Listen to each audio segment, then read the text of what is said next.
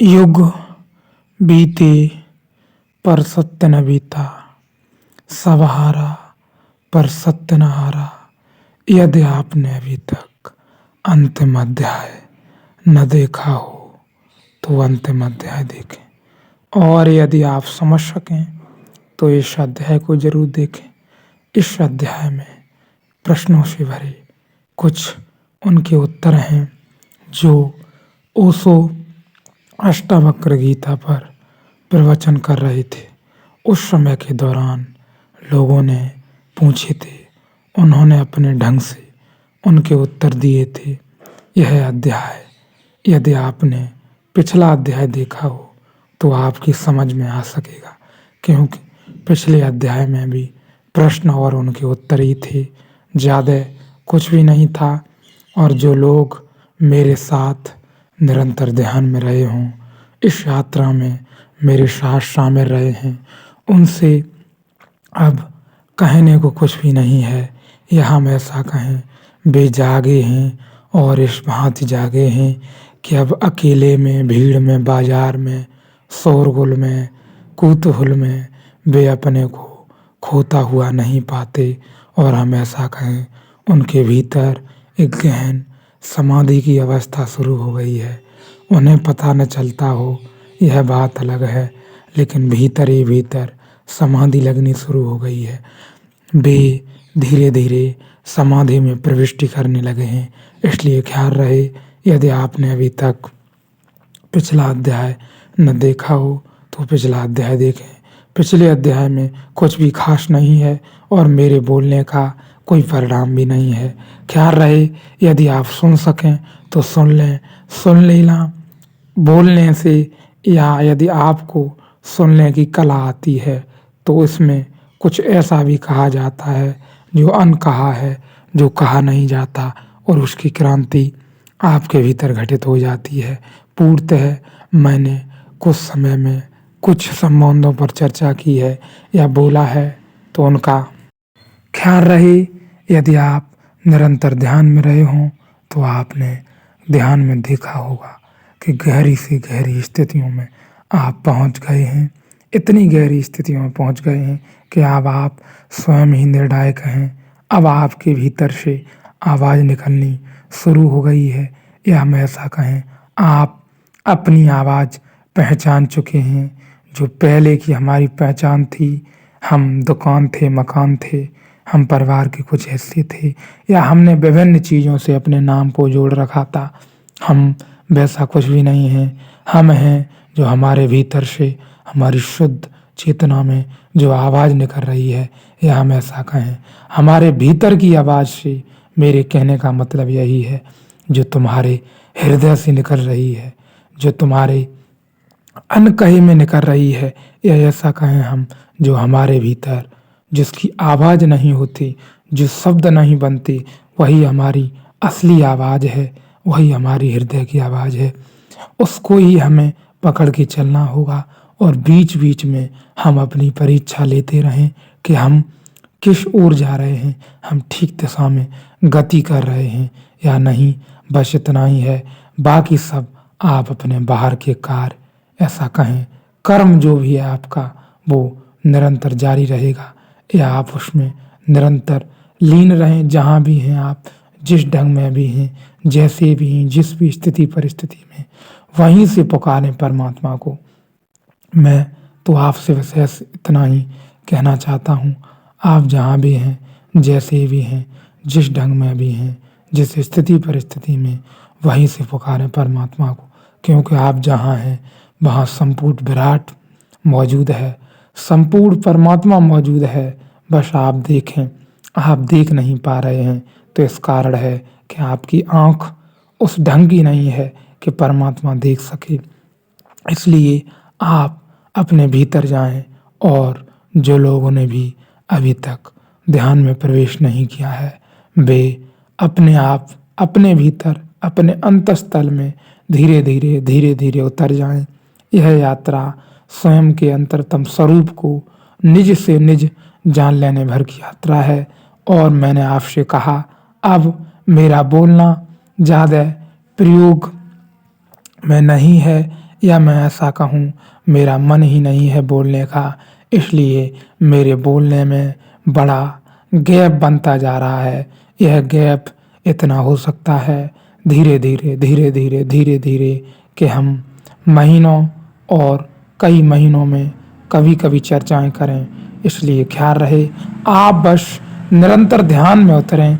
इस यात्रा में यदि आप शामिल होना चाहते हैं तो आप जहाँ भी हों, जिस ढंग से भी हों, जैसे भी हों, बस आप अपने अंतरतम स्वरूप को जान लेने से ही आपके सारे दुख, कष्ट, विनाश हो जाएँगे या हम ऐसा कहें नष्ट हो जाएँगे।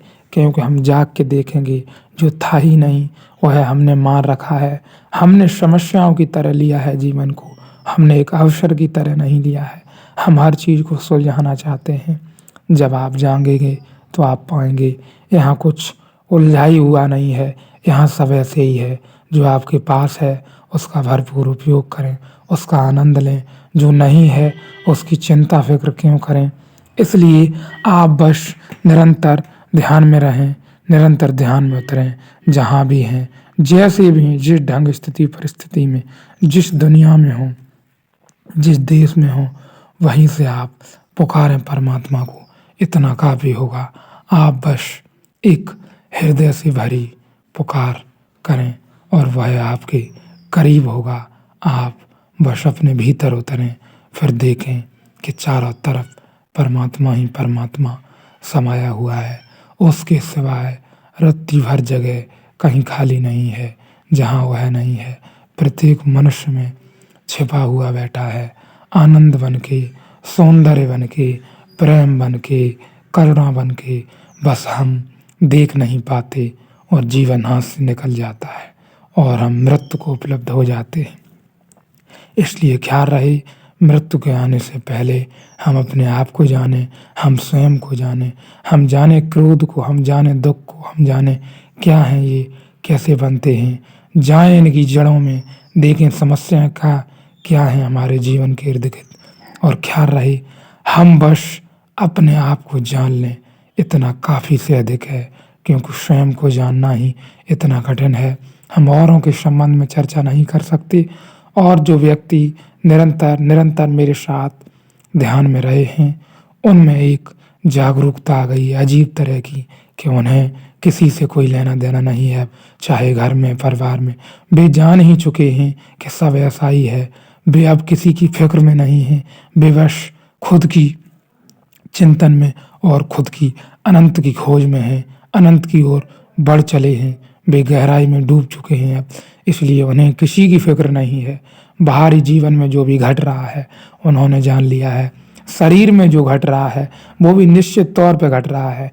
हम उसमें बीच में बाधा न बने, बस हम उसके साथ एक न हों, बस इतना काफ़ी है। शरीर को जब भूख लगे तब भोजन लें, जब जहाँ जैसे जो उचित लगे वह करें। शरीर को और स्वयं को एक न मानें। और जो लोग मेरे साथ ध्यान में रहे हैं उनके साथ यह घटना पूर्ण से घट चुकी है कि वे शरीर से अलग हो गए हैं। शरीर की प्रक्रियाएं अलग चल रही हैं और वे शरीर से अलग अनुभव कर रहे हैं बड़ी गहराई में। इसलिए ख्याल रहे ये दुख और दर्द तुम्हारे बने हुए हो सकते हैं या हमारी न जागने के परिणाम हो सकते हैं।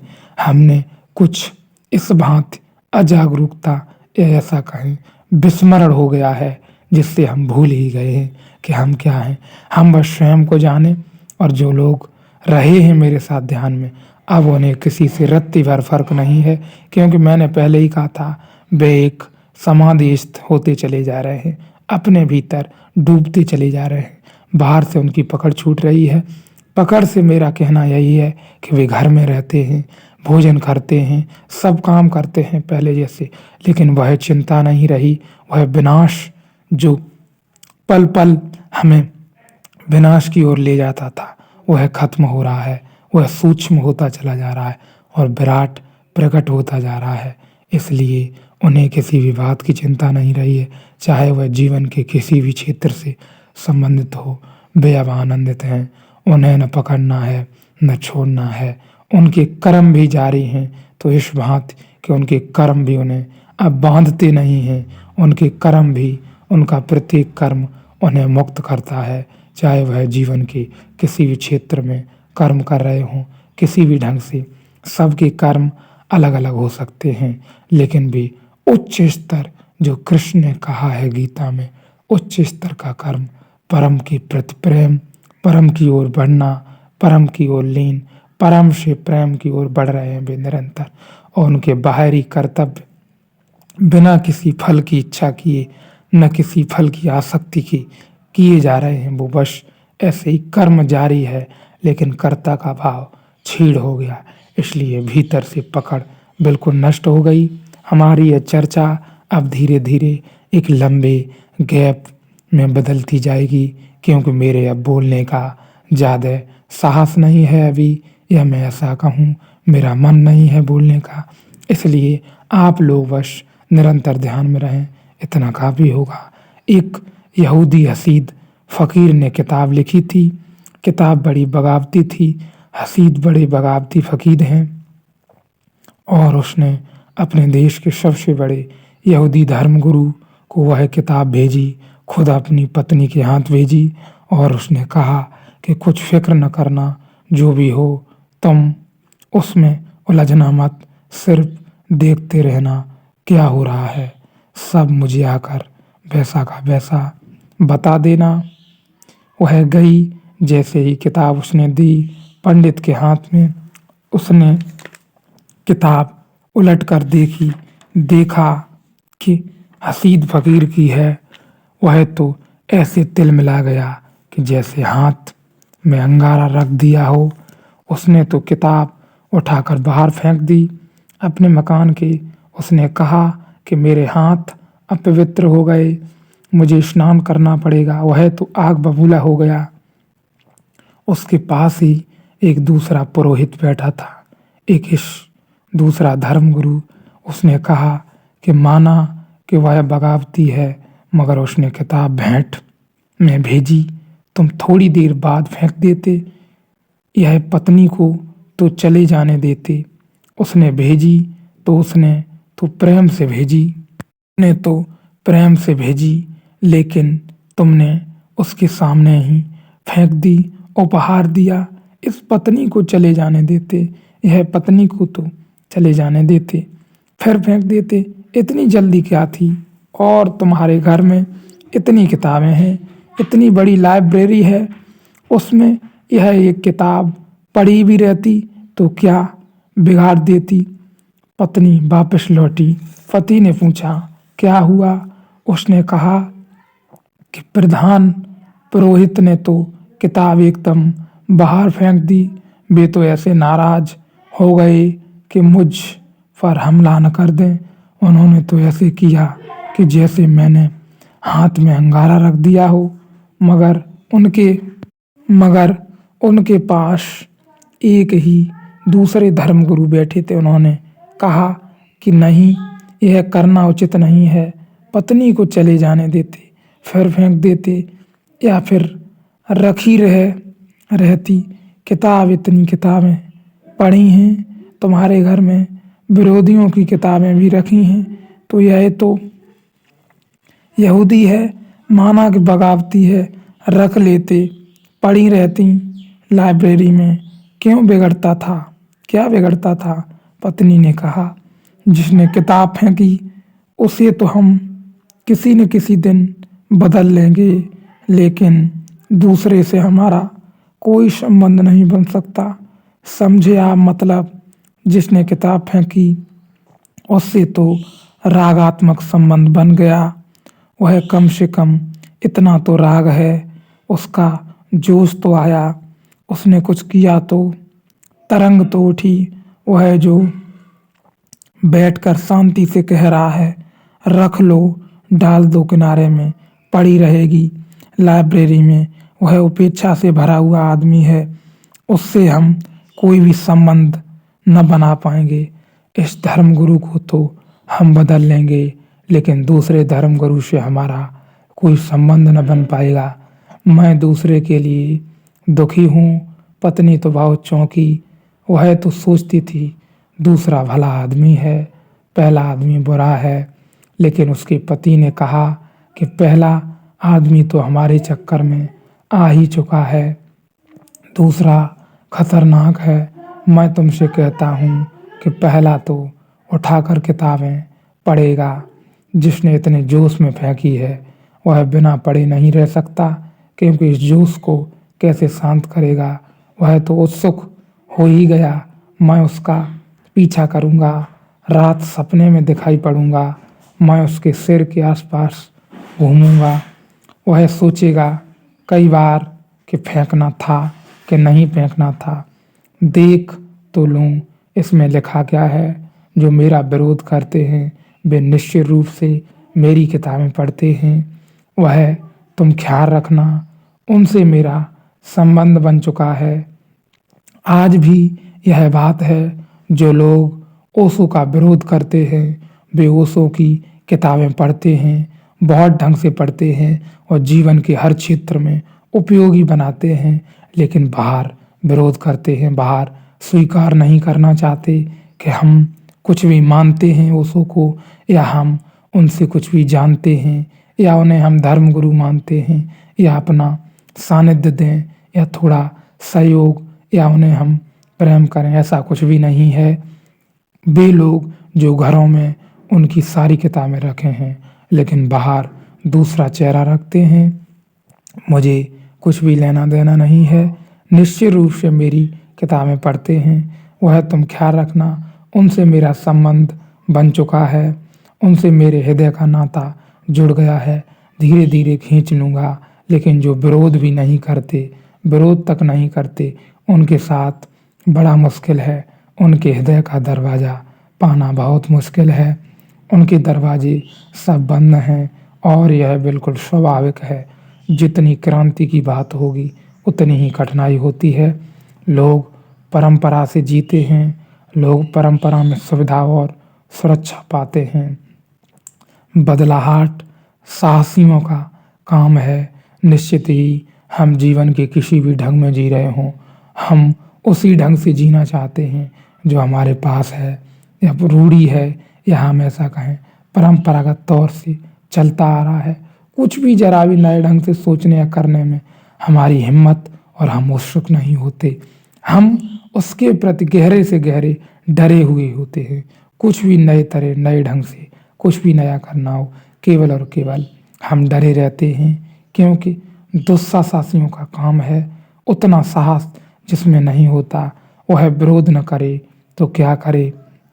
उसका विरोध तो समझो वह यह कह रहा है कि इतना साहस मुझ में नहीं है, तो या तो मैं यह स्वीकार करूं कि मैं कायर और कमज़ोर हूं, और यह सिद्ध करूं कि यह बात गलत है।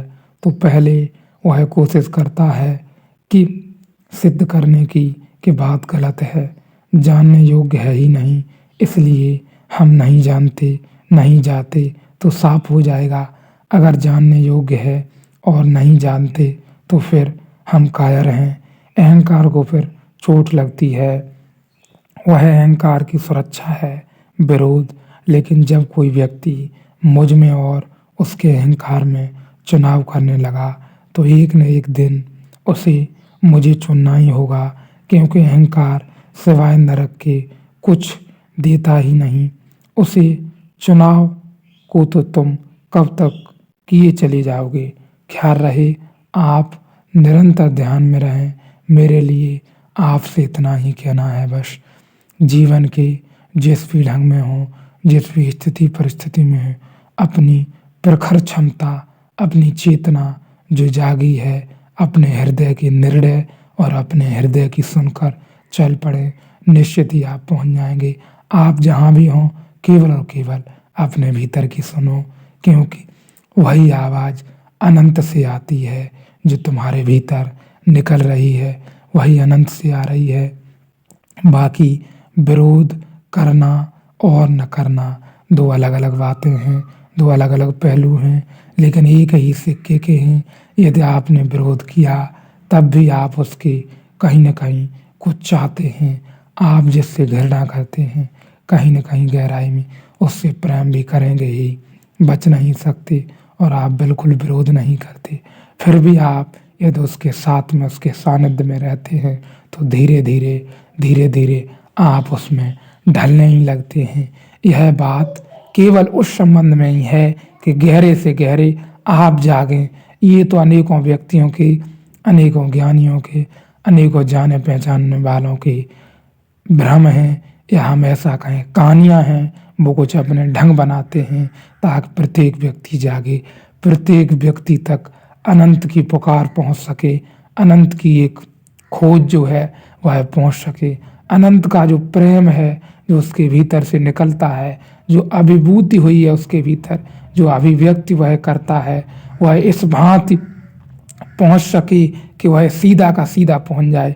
लेकिन स्वभावतः आमतौर पर ऐसा हो नहीं पाता है।